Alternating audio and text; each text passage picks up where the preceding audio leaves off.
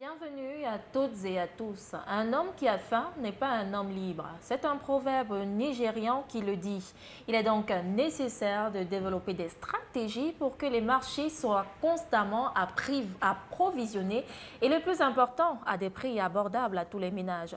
Depuis quelque temps, des entreprises africaines déposent des plaidoyers auprès des gouvernements pour pouvoir augmenter les prix des produits de première nécessité. Certains plaidoyers ont déjà été validés et pourtant d'autres sont encore en attente de validation.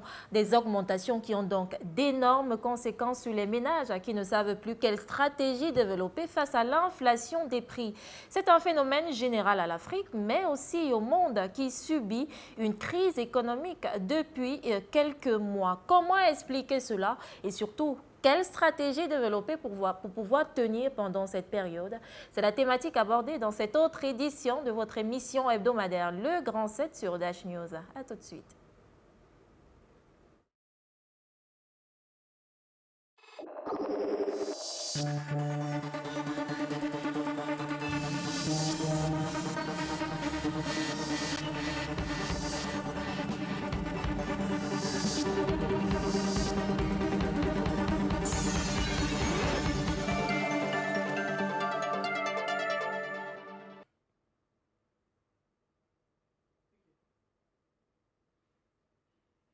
Nous vous souhaitons la bienvenue, chers téléspectateurs, à cette autre sortie de votre émission hebdomadaire Le Grand 7. Nous sommes en compagnie de notre invité cet après-midi.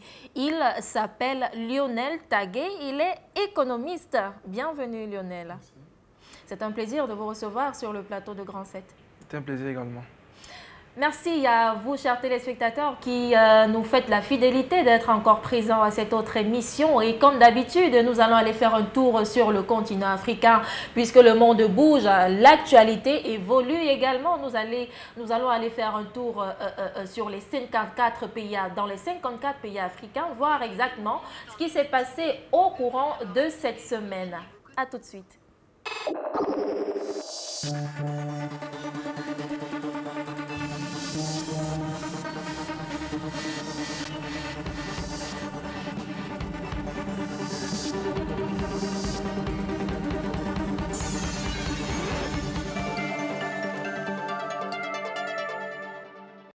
Bonjour Marivonne et bienvenue à ce round-up de la semaine. Au Mali, décès ce 21 mars de l'ancien Premier ministre Soumeilou Bobeye Maïga des suites de maladies. Placé en détention en août 2021, il a vu son état se détériorer du fait des conditions dans lesquelles il était détenu. Sa famille avait plusieurs fois saisi les autorités maliennes afin qu'il soit évacué à l'étranger pour une meilleure prise en charge. Il a été inhumé ce 24 mars à Bamako.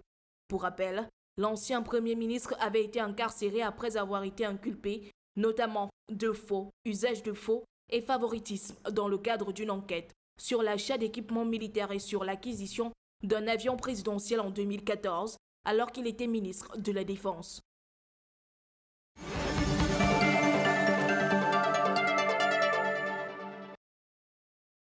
En Guinée, ce 22 mars ont débuté les assises nationales. L'initiative du ministère de l'Administration du Territoire et de la Décentralisation, qui s'étalera sur plusieurs semaines, vise à bâtir un nouveau cadre institutionnel dans le pays. Le Premier ministre de la Transition, le colonel Mamadi Doumbouya, au cours de son allocution, a indiqué qu'il conçoit ces rencontres comme des journées de pardon et de vérité. Une soixantaine de partis politiques n'ont pas pris part à ces rencontres, notamment l'Alliance nationale pour l'alternance et la démocratie ou encore le Front national pour la défense de la Constitution. Ceux-ci dénoncent le manque de préparation de ces rencontres et préfèrent se concentrer sur les différents défis que le pays devra relever.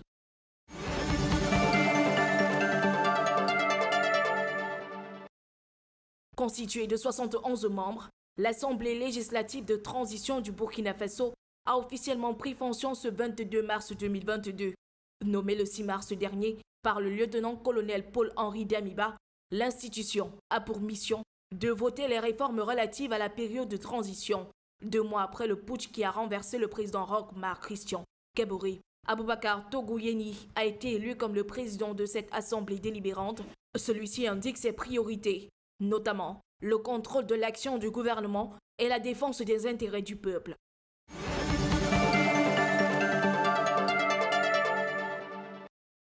Après 3 semaines de suspension, le procès de l'ex-président burkinabé Thomas Sankara a repris ce 23 mars. Devant les juges, les avocats ont développé leur plaidoirie.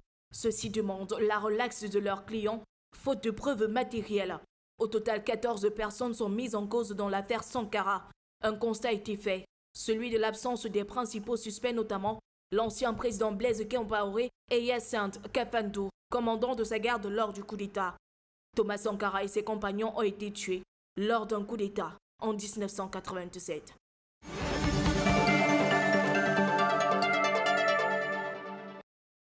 L'actualité au Cameroun a tout aussi été riche cette semaine. Ce 24 mars s'est célébré le 37e anniversaire du Rassemblement démocratique du peuple camerounais.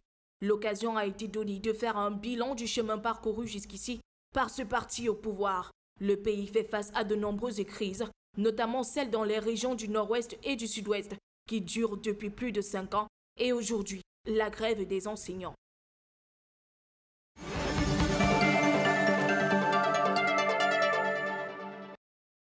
Fait divers à Bafoussam, les habitants de Batouko ont fait la découverte macabre des corps sans vie et en état de décomposition d'une mère et sa fille ce 22 mars 2022 dans leur domicile.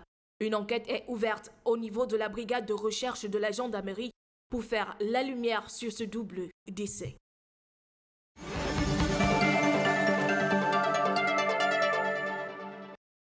Les populations du quartier Youpoué, situé dans le 2e arrondissement de la ville de Douala, vivent dans la peur d'une éventuelle démolition. Le projet d'extension du port autonome de Douala, annoncé pour les prochains jours, dit nécessiter le déguerpissement de ces habitants ayant construit illégalement. Ceux-ci disent n'avoir jamais été notifiés et demandent un dédommagement en cas d'expulsion. Il y a quelque temps, c'était la zone de Bessengue dans le 1er arrondissement de la ville.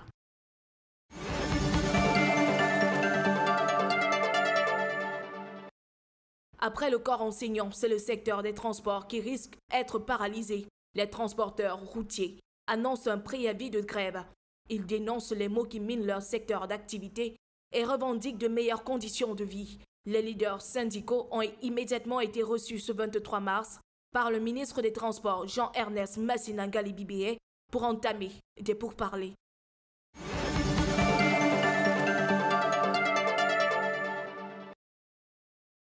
Le marché mondial est sérieusement menacé par le phénomène d'inflation générale des prix.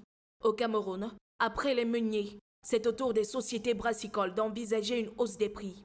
En effet, c'est au cours d'une réunion de concertation tenue le 18 mars dernier que le groupement interpatronal du Cameroun face au gouvernement a plaidé pour une augmentation de 8%, pouvant compenser de 28 milliards de francs CFA les surcoûts d'importation de 35 milliards de francs CFA enregistrés entre 2020 et 2022 par les sociétés brassicoles du Cameroun. Il convient de souligner que l'avènement successif de la pandémie de Covid-19 et la guerre russo-ukrainienne est à l'origine de ces hausses des prix observées depuis quelque temps dans le pays.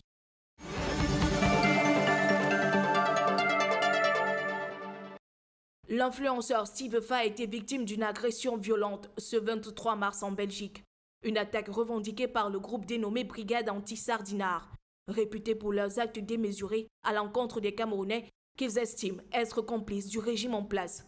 Ceux-ci se sont introduits dans la salle de conférence où l'influenceur Steve Fa tenait une réunion avec des étudiants. Des images laissant voir des scènes de violence, filmées et relayées sur les réseaux sociaux, créant toutes sortes de réactions.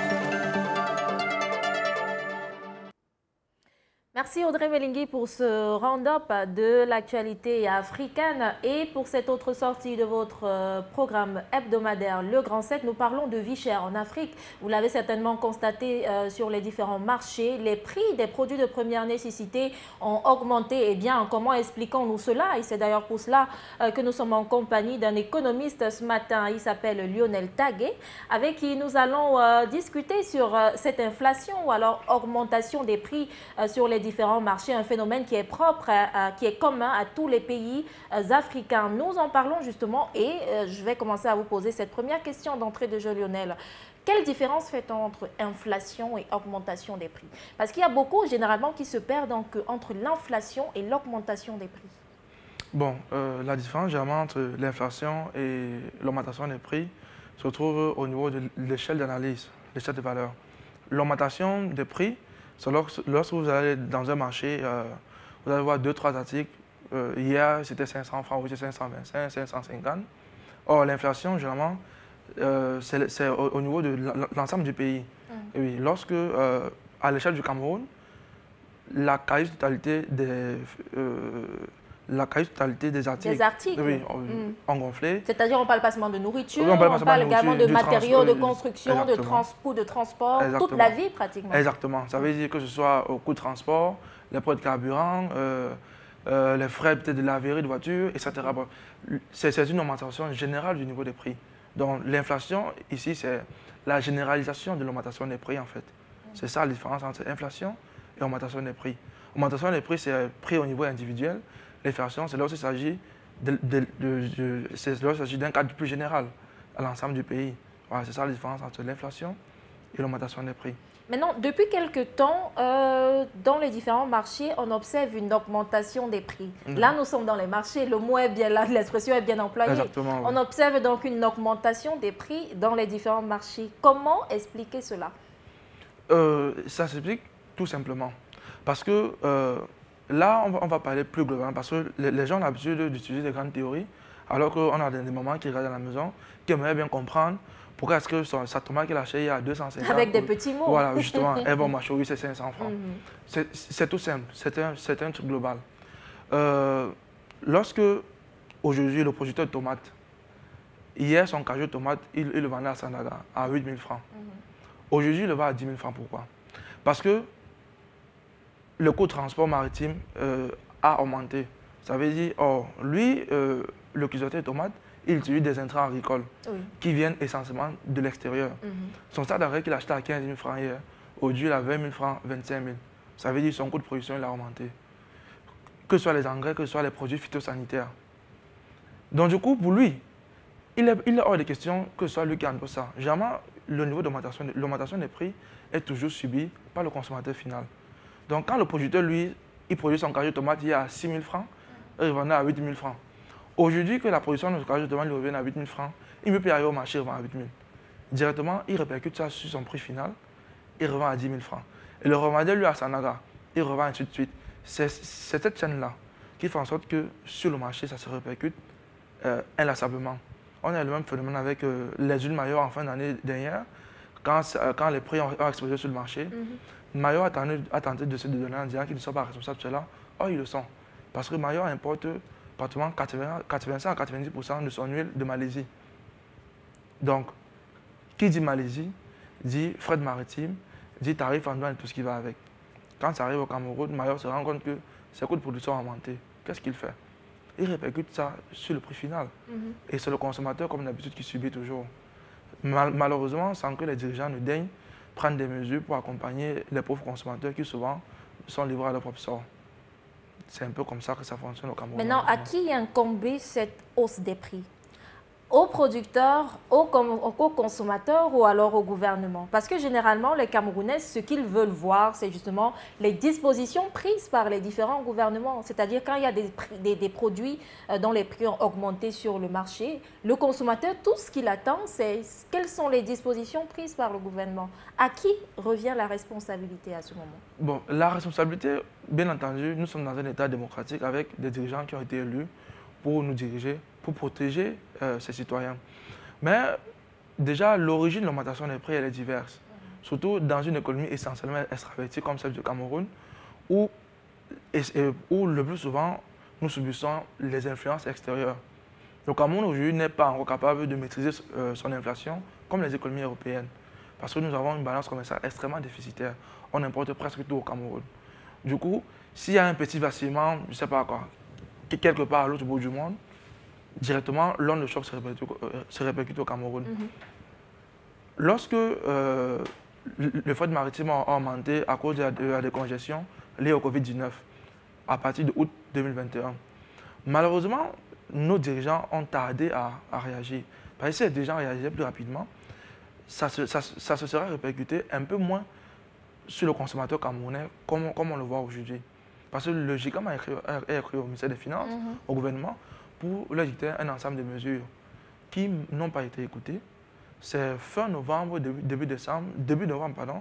fin novembre, que le gouvernement s'est dit que bon, on va réagir, on va essayer d'apporter une mesure avec un rabattement de 80% de frais maritimes sur le calcul du tarif en douane. Sauf que c'est très loin des propositions qui avaient été effectuées par le GICAM. Donc, qu'est-ce qu'on fait?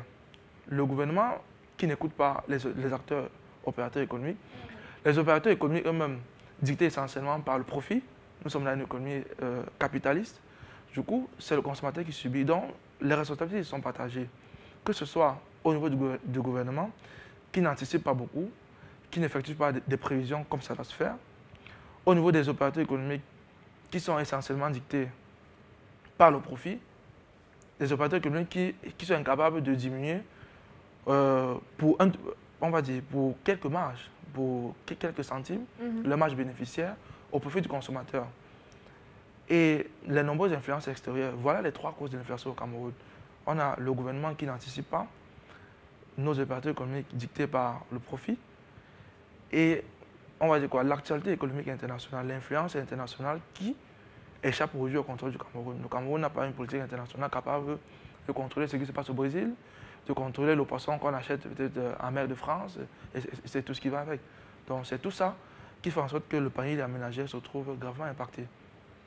Maintenant, j'aimerais qu'on rétablisse une réalité avant de poursuivre. Il y a des téléspectateurs qui ne comprennent pas forcément d'où vient l'augmentation des prix. Est-ce que ce sont des phénomènes que les économistes prévoient? C'est-à-dire, si on a une année avec 12 mois, est-ce qu'il y a 3 mois ou 4 mois sur 12 où les prix seront augmentés? Est-ce que cette période que l'Afrique vit actuellement est prévue par les économistes? Bon, cette période que l'Afrique vit actuellement, sincèrement, aujourd'hui, c'est une nouvelle période, c'est une nouvelle actualité, quelque chose que personne ne s'attendait. Personne n'avait cru que la Russie envahirait l'Ukraine, par exemple. Personne n'avait prévu la Covid-19 et tout ce qui va avec. Du coup, beaucoup de choses, beaucoup d'outils d'analyse sont en train d'être revus, sont en train d'être réactualisés. Toutefois, lorsque c'est là, on aurait pu, il y a quand même un certain nombre de choses au Cameroun qui auraient pu être anticipées. Que ce soit lié à la Covid-19, que ce soit lié même à l'actualité internationale, aux tensions qui provoquent à l'international. Puisque aujourd'hui, le prix du pain a augmenté l'autre jour. Le Cameroun importe la quasi-totalité de son blé de l'extérieur, que ce soit de l'Amérique du Nord, que ce soit de l'Europe de l'Est, ou même de l'Europe centrale, avec l'Italie, la France et tout ce qui va avec. Du coup, quand l'Ukraine se trouve envahie par la Russie, on aurait pu prévoir que bon, le Cameroun ne sera plus capable de se ravitailler en blé. En blé? Puisque quand l'Ukraine se trouve envahie par la Russie, la France et l'Italie qui vendaient à certains pays africains, ils sont obligés de garder ces stocks-là. Leur stock. Bien sûr. En guise de stock de souveraineté pour nourrir d'abord les populations. L'Afrique, c'est le dernier de leurs soucis. Ils doivent d'abord nourrir leur propre population. Depuis pratiquement 10 ans aujourd'hui, on a des acteurs économiques qui essayent de trouver des alternatives au blé. Que ce soit avec la farine de manioc, farine de patate, farine de macabo, farine de plantain, mais ils ne sont pas accompagnés. Des solutions qui ne marchent pas encore. Qui ne marchent pas encore, parce qu'il n'y a pas encore d'accompagnement. Ces solutions existent encore, mais à l'étape embryonnaire, à l'étape, parce que la production elle est artisanale, elle est traditionnelle. Ça revient beaucoup plus cher. Aujourd'hui, 1 kg de farine de manioc au Cameroun coûte 2000 francs. alors que la farine de blé se trouve de 700 à 800 francs. Il n'y a pas match. Il n'y a pas match. Pour quelqu'un qui fait, pour Mami Makala, qui vend les beignets au Carrefour, qui doit vendre pour faire les profits, le gars qui est allé au chantier en journée, il ne veut pas comprendre que son beignet de 25 coûte 50. Lui, il veut le beignet de 25, il ne veut pas savoir d'où vient la farine. Étant donné que son revenu n'a pas augmenté. Étant donné que son revenu Ce qu'il reçoit, c'est la même chose. Exactement. Or, le prix du produit augmente sur le terrain. A augmenté sur le terrain. C'est de là qu'il s'agit. Ça veut dire qu'on aurait pu anticiper. Même l'augmentation du prix du pain au Cameroun aujourd'hui était prévue depuis l'année 2021. Parce que le ministre du Commerce avait rencontré les meuniers et les boulangers pour discuter avec eux. Il était convenu qu'au courant de l'année 2021, ils allaient légèrement diminuer leur marge pour pouvoir supporter l'augmentation du prix du blé. Parce que rappelons que le blé a augmenté sur le marché international depuis l'année 2021. Ce n'est pas en 2022 que le prix a augmenté, c'est depuis l'année 2021. L'actualité n'a que aggravé cette situation-là. Depuis 2021, le prix du blé a augmenté sur le marché. Le ministère du Commerce a rencontré les meuniers et les boulangers. Ils ont consenti de diminuer la marge bénéficiaire pour pouvoir maintenir les prix stables. En contrepartie, le gouvernement était censé prendre des mesures d'accompagnement, que ce soit au niveau douanier ou au niveau fiscal. Promesses qui n'ont malheureusement pas été tenues. Les promesses qui n'ont pas été tenues. Août 2021, les prix du fret maritime explosent sur le marché international. Ça renvoie encore toutes ces charges-là au niveau des meuniers, au niveau des importateurs de blé et de farine. Ils se retrouvent dans une situation où ils ne peuvent plus tenir les promesses qu'ils ont fait au gouvernement il y a quelques mois, il y a quelques semaines. Les mesures prises par le gouvernement ne suffisent pas. Elles sont très insuffisantes. Qu'est-ce qu'on fait? La loi des finances n'a prévu aucune disposition. Mi-janvier, les meuniers rencontrent le ministère du Commerce. On discute. Pendant des jours, aucune solution n'est prise. Du coup, unilatéralement, parce que rappelons que cette augmentation du prix du pain, elle est unilatérale. Ce n'est pas avec l'aval du gouvernement. D'accord. C'est une sorte de bras de fer. Ils disent que ça fait 1 an qu'on supporte, on n'en peut plus. Nous sommes au bord de l'asphyxie, vous ne proposez rien du tout. Nous sommes dans les capacités d'assumer nos charges salariales et tout ce qui va avec. Du coup, on augmente. On va voir maintenant comment est-ce que le gouvernement va réagir. Parce que depuis que le prix du pain a augmenté, personne du gouvernement n'a encore communiqué à ce sujet de manière vraiment concrète pour rassurer et le consommateur ou alors peut-être pour appeler à l'ordre ces opérateurs économiques-là. Donc pour le moment au Cameroun, c'est encore un peu désordre. Nous voyons voir ce que le ministère du Commerce va faire. Et justement, vous nous permettez de faire une jolie transition pour parler justement de la fabrication du pain au Cameroun. On sait déjà que depuis quelques temps, dans les différentes boulangeries, le prix du pain a donc augmenté. Il est passé de 150 à 200 francs, il est passé de 125 francs à 150 francs CFA. Les Camerounais se plaignent. Et du côté de Bamenda, c'est dans la région du nord-ouest Cameroun, la production du pain a été carrément interrompu. Les boulangers ne pouvant pas tenir justement l'inflation du blé au niveau international. Audrey Mulingui nous fait le compte rendu de cette situation du côté de Bamenda dans le nord-ouest Cameroun.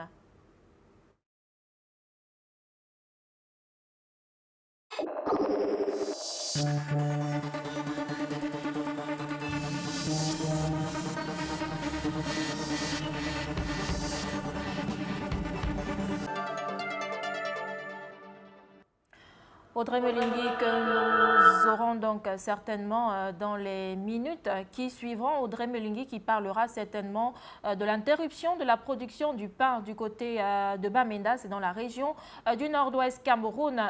Une situation qui met en mal les meuniers et donc, vous l'avez dit, ils ont décidé, parce que chacun finalement essaye de se protéger. Vous ne pouvez pas produire pour perdre.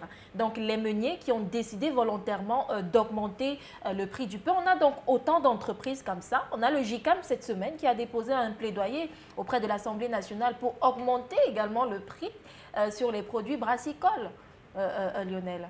Oui, comme je disais tantôt, la situation internationale ne joue pas en faveur du Cameroun. Les sociétés brassicoles, depuis l'année dernière, mettent pression sur le gouvernement. Ils disent, une fois de plus, l'augmentation du fret maritime, le fret maritime qui a explosé, avec le prix de l'orge qui augmente sur le marché et tout ça, les sociétés brassicoles disent qu'elles ne sont plus capables de supporter les charges générées par leur production. Les marges, il y a par exemple Guinness Cameroun, UCB et la SABC, qui sont les principales brasseries au Cameroun, qui discutent avec le gouvernement. Sans trop de publicité. Sans trop de publicité, bien entendu, qui font savoir au gouvernement depuis l'année dernière qu'elles sont incapables de supporter les charges générées par toutes ces augmentations-là, que le gouvernement doit prendre des mesures, soit qu'ils impactent cette augmentation sur le prix de la bière, qui va seulement passer à 700 francs dans les mois à venir ou les semaines à venir, soit des aménagements, une fois de plus, fiscaux ou douaniers. Question d'alléger les factures au niveau de la production. Mais jusqu'à présent... Rien n'est fait.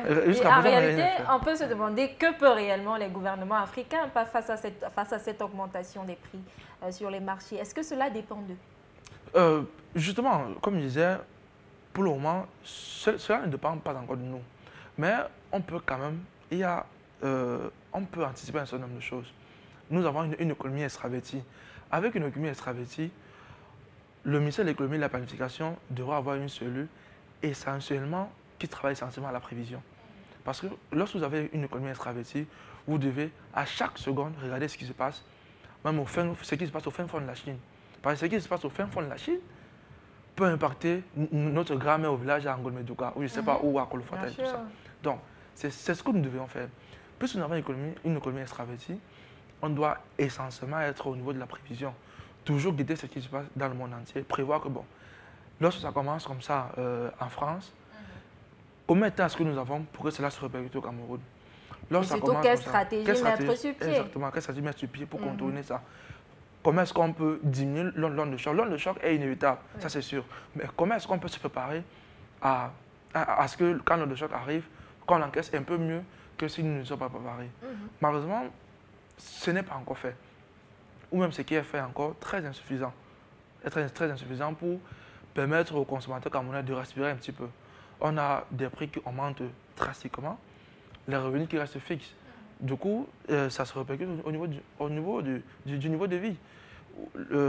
Beaucoup de Camerounais mangent moins, on n'arrive plus à se soigner, on n'arrive plus à faire des loisirs et tout ce qui va avec. Le niveau de vie en général au Cameroun est en train de baisser. Et c'est très dangereux, même pour la stabilité du Cameroun. D'accord. La réalisation nous signale que l'élément de tout à l'heure est désormais disponible. Nous allons faire suivre les deux éléments, c'est-à-dire celui sur l'interruption de la fabrication du pain du côté de Bamenda dans la région du nord-ouest Cameroun, mais aussi le JICAM qui a déposé cette semaine un plaidoyer auprès de l'Assemblée nationale pour augmenter les prix des produits brassicoles. Nous écoutons. Depuis plusieurs jours, voici à quoi ressemblent ces espaces destinés autrefois à la confection des baguettes de pain. Si ces fours affichent une triste allure, c'est simplement à cause de la grève des boulangers de la ville de Bamenda. J'ai du mal à leur dire qu'il n'y a pas de pain. Certains consommateurs nous comprennent, tandis que d'autres nous insultent. Nous espérons que la conférence que tiennent les dirigeants va vraiment nous aider afin que les coûts soient revus à la baisse et que nos activités reprennent, car nous souffrons énormément.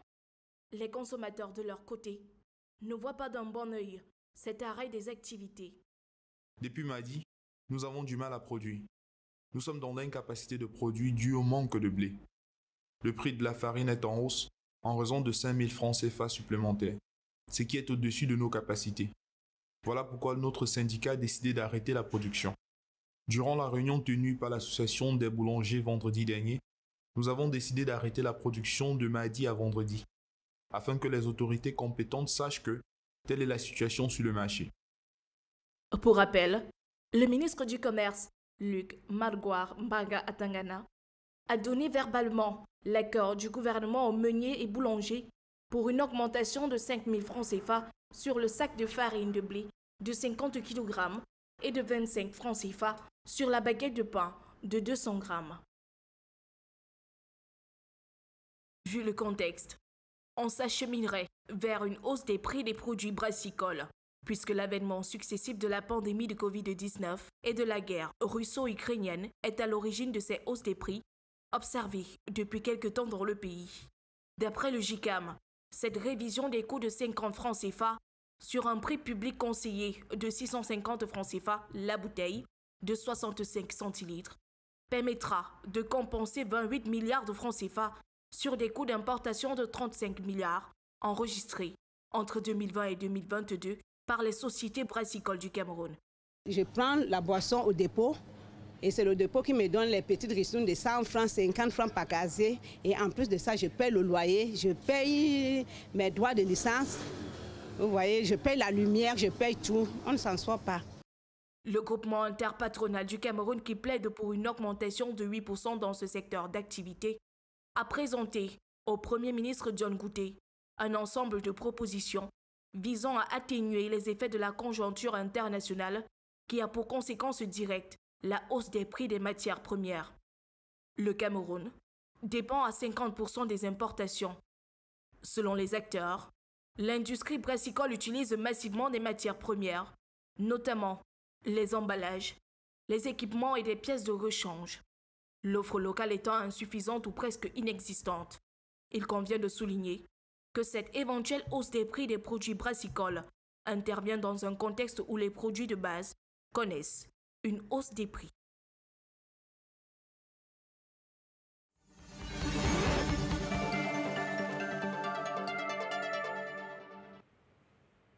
Merci Audrey Melingui pour ces deux différents reportages qui montrent bien que la vie, le prix de la vie a augmenté au Cameroun précisément, mais aussi dans d'autres pays africains qui se plaignent, les populations qui se plaignent donc de la vie chère, des prix qui augmentent sans cesse sur les produits de première nécessité. Et vous avez bien fait de le remarquer, Audrey Melingui. Le Cameroun précisément dépend à 50% des importations. Vous comprendrez bien que la moindre crise qui survient à l'extérieur, cela a un impact direct sur la consommation locale.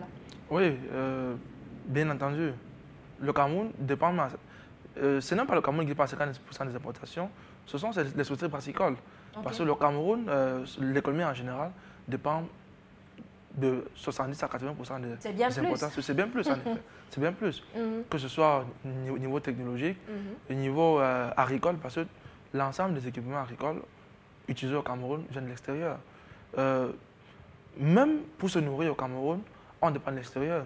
L'huile de palme, les oignons, le ail, le maïs même, utilisé au Cameroun dans l'agroalimentaire, vient essentiellement de l'extérieur parce que la production locale n'étant pas suffisante. Vous comprenez que le moindre petit incident, la moindre petite influence qui a à l'international, le Cameroun doit regarder ça de très près. Malheureusement, ce n'est pas ce qui est fait. Et je déplore aussi la façon dont l'actualité est traitée aujourd'hui au Cameroun. Les entreprises sont mises en avant. On dit que les entreprises sont artificielles et tout. On se demande bien à quel moment est-ce qu'on parle des ménages, à quel moment est-ce qu'on parle du consommateur. Et c'est cela que j'allais vous demander. C'est-à-dire, qui perd dans tout cela? C'est bien le consommateur. C'est bien le consommateur. Parce que lorsque les sociétés brassicoles plaident pour l'augmentation de 8% du prix de la bière, quand les meuniers augmentent de 5 000 francs le prix du sac de farine, les boulangers augmentent de 25 francs, 50 francs le prix du pain. Et le revenu moyen du Camerounais n'augmente pas. Le revenu moyen du Camerounais n'augmente pas. Depuis le début de l'année 2021, aucune entreprise au Cameroun n'a dit, bon, à partir de maintenant, à partir du mois prochain, toi qui avais 50 000 francs de salaire, tu auras 70 000 francs, tu auras 55 000 francs. Le salaire reste le même et les prix ne font qu'augmenter chaque jour. Même les laveurs au Cameroun ont augmenté le prix de lavage de voitures. Parce que eux, je mange plus cher, je paie mon loyer plus cher. Du coup, je dois laver les voitures plus cher pour pouvoir maintenir mon... Même les matériaux de construction. Tout est devenu plus cher. Du coup, le consommateur, qu'est-ce qu'il fait? Dans d'autres gouvernements ailleurs, on prend des mesures pour le consommateur, que ce soit des bons de solidarité, que ce soit des mesures de subvention au niveau du consommateur final. Au Cameroun, rien n'est fait. Le SMIC n'augmente pas. Les salaires n'augmentent pas. Aucune mesure pour le consommateur. Finalement, parfois, la moitié des Camerounais se sentent abandonnés. On se demande, mais où sont les gens que nous avons élus? Où est le président de la République? Où sont les députés censés plaider notre cause à l'Assemblée nationale? Et surtout, on se demande où est passée la production locale. Est-ce à dire qu'on ne produit rien au Cameroun? Non, on produit au Cameroun. Que fait-on de ce qu'on produit? La production au Cameroun aujourd'hui est encore essentiellement artisanale. Elle reste dans le cadre familial. Elle reste dans le cadre de la consommation on va dire quoi, direct. On sort du champ pour le petit marché local, c'est vendu, c'est terminé. Les petites initiatives qui sont faites pour pouvoir essayer de sortir la tête de l'eau ne sont pas accompagnées, ne sont pas suffisamment motivées. Nous avons des fonctionnaires au ministère de l'Agriculture, le ministère qui est censé porter le développement du Cameroun, qui ne font pas bien leur travail. On reste à Yaoundé, on utilise des chiffres exacts, inexacts, je veux dire, pour pouvoir faire des prévisions concernant l'agriculture au Cameroun. On ne travaille pas sur le terrain. C'est surtout ça le problème. L'essentiel des subventions reçues de la Banque mondiale, du FMI, pour l'agriculture, pour le développement de l'agriculture au Cameroun, ne vont pas pour l'agriculture. Ça va où? Allez le demander, j'en sais rien. Parce que, en fait, nous n'avons pas les bons chiffres au Cameroun. Ok. Les fonctionnaires ne travaillent pas sur le terrain. Non, les gars ne travaillent pas sur le terrain pour savoir quels sont les besoins exacts de tel agriculteur, tel agriculteur, tel agriculteur. Aujourd'hui au Cameroun, que ce soit à l'ouest, au Grand Nord ou au Nord-Ouest, nous avons des agriculteurs qui travaillent déjà avec leurs propres moyens sur 10, 15, 20 hectares de terrain. Des gars comme ça, vous leur donnez les moyens qui vont avec, ils sont capables de concurrencer, ce ne reste que certains producteurs de l'Afrique de l'Ouest, du Sénégal ou du Mali en termes de maïs et tout ce qui va avec. Mais ce n'est pas ce qui est fait. L'argent arrive, on débloque ça de façon floue, on donne aux copains, aux neveux, à l'oncle, et ça disparaît. L'argent lié au développement de l'agriculture ne va pas vraiment à l'agriculture au Cameroun. Malgré le fait que les producteurs locaux ne soient pas subventionnés, on a quand même des produits locaux, made in Cameroun, sur le marché camerounais, mais qui sont inaccessibles du fait de leur prix très élevé. Vous ne pouvez pas voir un Camerounais qui consomme du riz camerounais. Il vous dira le prix sur le marché est inaccessible. Pourquoi? Simple. Il y a une notion en économie qu'on appelle l'économie d'échelle. Ça veut dire, plus on produit en grande quantité, moins les charges sont importantes. Okay. Un exemple basique, les pâtes alimentaires à base de farine de manioc. On fait, on va dire quoi, 1000, 2000 paquets par mois pour vendre au marché local. On n'arrivera jamais à rivaliser des entreprises qui produisent 50 000 paquets par heure, 100 000 paquets par jour. C'est compliqué. C'est aussi simple que ça. Ces producteurs-là, aujourd'hui, n'ont pas encore, on va dire quoi, la dimension nécessaire pour concurrencer, pour concurrencer la production industrielle. Et pour y arriver, bien entendu, il faut de l'accompagnement du gouvernement. Le gouvernement doit subventionner, que ce soit... Les petits producteurs. Oui, doit subventionner des petits producteurs. Que ce soit au niveau des intrants, pour la production en grande quantité. Parce qu'à un moment donné, si aujourd'hui on décide que bon, on va transformer industriellement le manioc, on se rendra compte qu'en amont, il n'y a pas suffisamment de manioc au Cameroun pour transformer. Donc c'est une chaîne qu'il faut créer. Que ce soit d'abord avec la production en quantité suffisante des intrants, par la suite des industries pour transformer ça en grande quantité. Il n'y a que comme ça qu'on arrive à rivaliser avec le marché international. On a, en fait, dans tous les secteurs, c'est comme ça. Aujourd'hui, au Cameroun, on a quelqu'un qui reste à Bepanda, qui fabrique son petit produit. Mais un produit vient du fin fond de la Chine, ça arrive au Cameroun, on a payé le transport, on a payé la douane, mais ça coûte plus moins cher que son produit. Et du coup, il s'est dit, bon, qu'est-ce qu'on fait? C'est au gouvernement de prendre des mesures. Oui. Que ce soit, on va dire, limiter les importations, non. Avant de limiter les importations au Cameroun, avant de dire on doit bloquer les importations, il faut d'abord s'assurer que les stocks locaux soient suffisants. Oui, soient suffisants, soient capables de suivre la demande, ce qui n'est pas encore le cas. Les producteurs, aujourd'hui au Cameroun, sont déjà bien organisés. Le Made in Cameroun, qui était qu'un mythe il y a 10, 15, 20 ans, aujourd'hui s'organise en coopérative, en association. Il y a des acteurs qui travaillent à vraiment vulgariser ça. Ils demandent jusqu'à être accompagnés. Ils demandent jusqu'à être accompagnés. Et parfois, ce ne sont plus des gens à l'époque qui n'étaient pas organisés, qui ne savaient pas ce qu'ils voulaient. Aujourd'hui, ce sont des gens qui ont identifié leurs besoins, qui ont identifié leurs cibles, qui savent exactement comment. Monsieur le ministre du Commerce, monsieur le ministre des Finances, voici ce dont on a besoin, voici les prévisions que nous faisons pour 10, 15, 20 ans. Malheureusement, c'est un dialogue de sourds. N'oublions pas, bien entendu, il y a l'influence extérieure. Il y a la Chine, qui est aujourd'hui un partenaire très important du Cameroun. Il y a les États-Unis, il y a la France et tout ça, qui d'une façon ou d'une autre, c'est pas un truc qui va se dire à Mondo Vision, qui n'ont pas intérêt à favoriser la production locale. Vous êtes les clients. Bien sûr. Plus on consomme chez eux, plus la population se porte bien. Donc ce sera toujours comme ça. C'est à nous dirigeants de prendre leurs responsabilités et dire que non, maintenant, il faut que nous travaillions à l'épanouissement de nos propres populations. Maintenant, vous parlez bien de l'autonomisation des pays africains, de devenir indépendants face à l'extérieur. On a une situation au Cameroun, précisément, où on n'a plus accès au blé venant de l'extérieur. Et donc, dernièrement, on vous dit, on a découvert qu'on peut cultiver le blé dans la région de l'Ouest Cameroun. Est-ce une solution pour répondre à ce problème du manque de farine de blé sur les marchés? Une solution.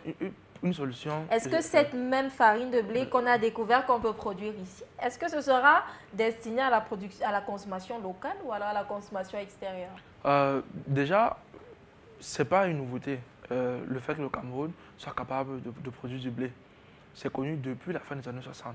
Au début des années 70, l'ancien président... C'est davantage mis en lumière avec la situation de la Russie et de l'Ukraine. Je ne sais pas si on réussira, et je ne pense pas que ce soit la meilleure solution. Parce qu'aujourd'hui, le blé est un produit qui n'est pas issu de notre culture. Ça veut dire qu'on doit plutôt travailler à trouver des alternatives. Nous avons la patate, qui aujourd'hui, avec le fameux pain combat, qui fait son bonhomme chemin au Cameroun depuis des décennies. Qui aujourd'hui... et qui est consommé. Qui est consommé.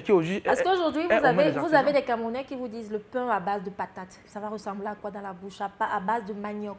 Est-ce que ce sera la même chose? Il faut déjà qu'on aime nos propres produits. En effet, en effet. Le pain Kumba, par exemple, les gâteaux Kumba, comme on l'appelle souvent, c'est un truc qui est consommé au Cameroun depuis une quinzaine d'années, depuis une vingtaine d'années, mais qui est au moins des artisans, ça veut dire des gens qui font une production artisanale, qui vendent au bord de la route, qui se débrouillent à mettre ça dans le supermarché et tout. Beaucoup de personnes ne savent même pas que ces gâteaux-là sont faits à base de farine de patates. Les pains qui ont la mi jaune, l'intérieur est jaune là, c'est la farine de patates.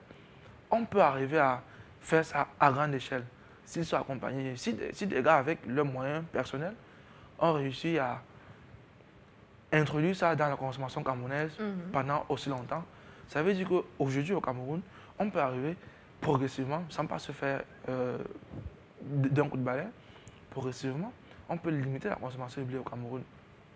Ça peut être une opportunité, le blé qui commence à devenir cher là, une opportunité pour se tourner vers les solutions qui sont déjà proposées au Cameroun depuis de nombreuses années. Parce que pour la culture du blé, c'est vrai, c'est possible, théoriquement, mais dans la pratique, ce sera très compliqué. On va vous dire, comme beaucoup d'autres projets au Cameroun, il y a les techniciens qualifiés pour ça, il y a les moyens pour ça, mais on ne sait pas où se trouve le problème. L'assaut des blés, dans les années 70, a échoué sous l'impulsion du président Aïdjo à implémenter une filière blé au Cameroun, dans le Grand Nord. Pourtant, il y avait toutes les possibilités pour ça. En 2022, je ne suis pas sûr qu'on réussira. La patate, déjà, se cultive très bien au Cameroun. C'est une culture dont on a une maîtrise. Le manioc, le macabo et tout ce qui va avec. On gagnerait plutôt à se pencher vers ces alternatives-là, qui déjà sont beaucoup plus accessibles aux producteurs lambda. On peut vulgariser ça. Chez d'autres producteurs qui ne faisaient pas dans ça, on leur dit, bon voilà, c'est cette parcelle de maïs où il faut introduire quelques pieds de patates. Ici, il faut introduire quelques pieds de macabo. On généralise la production de macabo à l'échelle nationale, ou de patates ou de plantains. Et vous faites bien de dire à l'échelle nationale. Oui. Ce qu'on produit doit d'abord être suffisant pour la population locale. Parce qu'il faut quand même préciser que la majorité des produits que nous produisons va à l'extérieur. Oui, et essentiellement chez nos voisins de l'Afrique centrale, ils sont aussi parfois responsables d'une très grave variation de prix au niveau des produits maraîchers et vivriers, parce que chez eux, ils ne produisent pas grand-chose. Du coup, quand le commerçant gabonais, certains vont jusqu'au champ, jusqu'à la plantation, ton cajou de tomate, tu le vends à 8 000 francs. Le Gabonais arrive, il te dit que bon, le cajou de tomate, il te donne 8 500, 9 000 sur place. Tu ne payes même pas le transport. Pour arriver à Douala, ouais, on est pour vendre avec. Et il ne réfléchit même pas, il dit que bon, voilà. Parce que lui, ce qu'il importe, en fait, c'est à ce niveau maintenant que les dirigeants doivent intervenir. Parce que les acteurs économiques pris individuellement ne se préoccupe pas de savoir qui a droit à quoi, qui n'a pas mangé. C'est l'État qui doit réguler tout ça.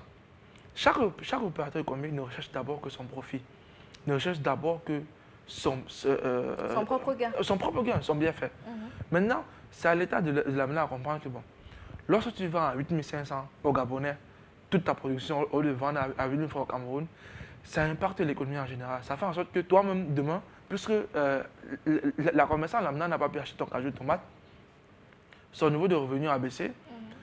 C'est une spirale qui va arriver jusqu'à toi demain. Tu vas faire en sorte que tu vas arriver au marché demain, le prix chez la banque aura augmenté parce qu'elle va te dire j'ai pas pu vendre la tomate, je me penche vers le plantain. Le prix du plantain augmente parce qu'il y a beaucoup plus de personnes qui vendent le plantain maintenant, etc. etc. Donc, et au niveau local, on a des délégations régionales qui doivent travailler de façon, on va dire quoi, de façon cohérente avec les producteurs locaux. Un accompagnement, une sensibilisation, une éducation au patriotisme économique, mais pas seulement. Parce qu'un producteur ne peut pas se débrouiller tout seul à produire sa marchandise et tu viens lui dire comment est-ce qu'il doit écouler ça. Terre à terre, le producteur doit se sentir accompagné par le gouvernement pour pouvoir écouter ce que le gouvernement a à dire. C'est une chaîne. Si le gouvernement travaille de main dans la main avec des producteurs locaux, on peut arriver à bannir le blé de notre consommation locale d'ici même 2 décennies. Sincèrement, c'est possible. Le regretté M. Dionga en avait fait son programme politique au Cameroun. Comment rendre autonome le Cameroun avec l'agriculture en 5 ans. C'est possible depuis des années. Avec l'agriculture. Avec l'agriculture. C'est possible. 5 ans, c'est possible. Parce que c'est l'agriculture aujourd'hui qui fournit une bonne partie de l'industrie. On ne peut pas avoir une agriculture au Cameroun si on n'a pas d'agriculture capable surtout de qu'on a les fournir la terres matière première. pour. Nos terres sont extrêmement riches. Aujourd'hui au Cameroun, on a à peine 40 à 45% de terres arables qui sont exploitées. Nous avons environ 65% de terres libres au Cameroun, des terres qui ne sont pas exploitées. Lorsqu'on prend la route de Douala pour Bofsam, de Yaoundé Bofsam, toutes ces forêts-là peuvent être exploitées pour nos autonomies agricoles. Et de façon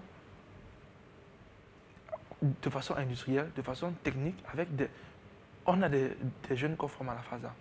Lorsqu'on forme un jeune à la FASA, un ingénieur agronome, c'est pour qu'il travaille où? Lorsqu'on forme des gars de l'Intaï, de l'agroalimentaire, c'est pour qu'ils travaillent où? Si ce n'est pas qu'on va pouvoir les former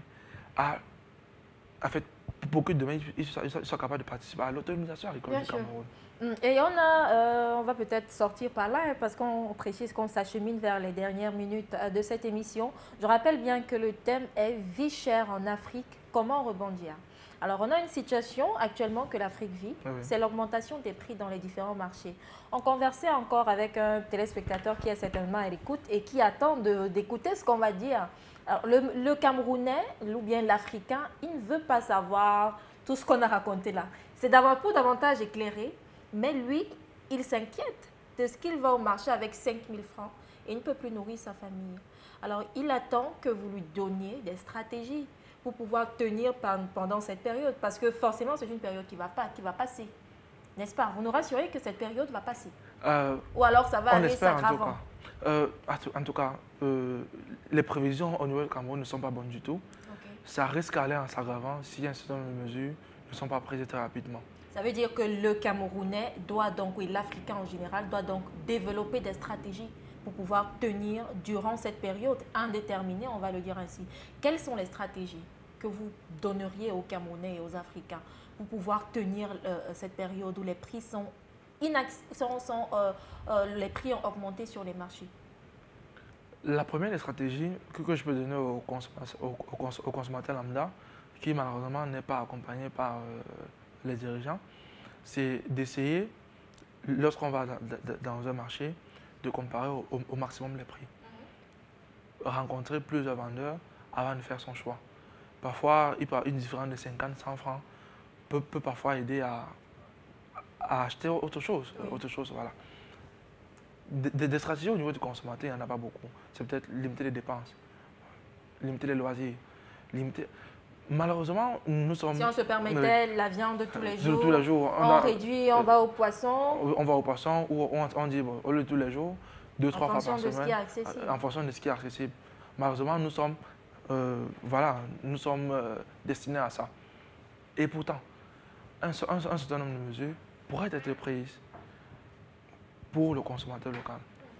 Par exemple, on peut décider au niveau du ministère de l'Agriculture que d'ici 2 ans, on va booster la culture de plantain au Cameroun ou de macabo pour dire voilà, on contre l'augmentation du prix du blé. On booste la production de patates très facile à cultiver, un cycle court. Sur 1 an au Cameroun, on peut avoir 3 à 4 cycles de culture de patates, ce qui est énorme. Mais pour ça, le cultivateur lambda, le planteur, doit se faire accompagner par des techniciens agréés, par des jeunes qui ont été formés à la FASA, qui ont le savoir-faire technique et scientifique pour pouvoir accompagner ces agriculteurs-là. Mais ce sont des mesures qui doivent être prises à l'échelle nationale. Une personne lambda qui prend ces mesures-là, c'est une goutte d'eau dans la mer. Ce sont des gens qui doivent prendre ses responsabilités. Au niveau du consommateur local, la seule chose que nous sommes résignés à faire, c'est de réduire la consommation d'un certain nombre de biens. Serrer la ceinture, être de plus en plus résilient. Sauf que, à force de serrer la ceinture, on va finir par s'étouffer. C'est ça le problème. C'est bien cela. Oui, on finira par s'étouffer. Est-ce à dire qu'il faut dire à chaque Camerounais d'acheter son lopin de terre et de cultiver ces quelques produits à côté? Dans la mesure du possible, pourquoi pas? Parce qu'au rythme où vont les choses, on ne sait pas quand ça va s'arranger. Et nous avons des dirigeants qui traînent à réagir, qui ne sont pas suffisamment réactifs, qui sont lents à la détente, comme on dit souvent. Et entre-temps, la situation ne fait qu'aller en s'aggravant. On a parlé des brasseurs, des meuniers. Nous ne sommes pas surpris qu'avant la fin de l'année, ce sera le prix du carburant qui augmente. Comme ça se fait déjà en Europe aujourd'hui. Aujourd'hui, déjà, ce n'est pas anticipé. Pourtant, ça devrait. On devrait pouvoir anticiper. Ça s'annonce déjà à l'horizon. Ça s'annonce déjà à l'horizon, on devrait anticiper que bon, d'ici la fin de l'année 2022, on pourrait aboutir à l'augmentation du prix du carburant. Une augmentation du prix du carburant serait encore beaucoup plus asphyxiante pour l'économie camerounaise qui déjà peine à sortir la tête de l'eau. Donc on doit davantage travailler à la prévision. Nos statisticiens, nos économistes au ministère de l'économie doivent travailler à la prévision.